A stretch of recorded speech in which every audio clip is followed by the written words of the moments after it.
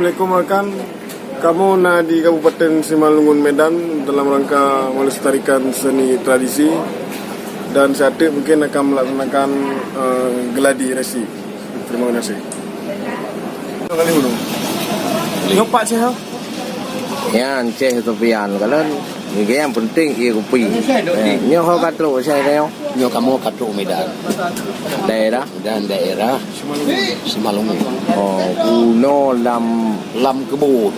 Tapi si oklat Tapi alhamdulillah karena demi kesenian budaya Aceh.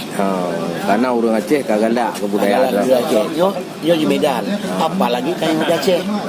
Nah, makanya kamu harapkan kepada saudara-saudara kamu Bandung dan bukan di sini pun mungkin orang kamu di sini atau bukan baru lah. Ya. Karena budaya Aceh. Kalau orang Aceh madu mino ketuk baju hitam lagi kan. Ketuk mandu baju hitam.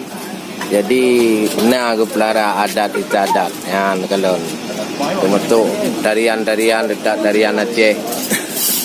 Nyoku yang penting bagi kedai orang Bandung ho mentong saja adat terus kita jaga. Jadi orang Aceh yang di perantauan dekat jaga. Budak di rumah dah katro kono. Rumah dah. Air dah rekan. Ya. Lihat aja me. Oh ini tak berapa dia udah dalam dah dia. Ya, mudah-mudahan kamu di sini orang Aceh yang di perantauan di Simalungun nyo mentong peduli terhadap adat dan budaya untuk nak semapa dan nak mencari dan mandum adat istiadat Aceh itu pelamin yang lagi yang. Jadi mudah-mudahan itu boleh kita yang pertahankan. Pak mentong tadu tetap adat budaya itu mesti kita jaga. Itu akan kamu temulom di season yang kedua.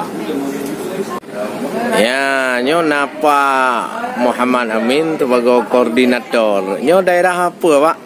Maligas. Simalungun. Kebun PT Murida. Jadi yang mengkawin noroyo? Ane darah Pak Bustamam Gani. Yang po kebunnya. Jadi kamu sengaja mengundang drone dari Bandar Aceh. Ya. Untuk di kalen di awak Aceh ini bawa ada Aceh mentongna. Termasuk lagi pelamin lagi ya. Yang pelaminannya dari Medan kamu ba. Aceh. Khusus kamu ba daerah Batak. Ya. Terima kasih kepada Bapak Hus Pemerintah Hus beserta rombongan kan ijak keno. Tetap lemah adat ba urung hino kan. Ya. Kayak kura Aceh ija palik patik salah lipat, ija palikat salah rago. Hanatre Pak Medayahu sepugat adatnya. Ya. Budaya adat Pak Urun Nanggro. Ya. Okey. Betul.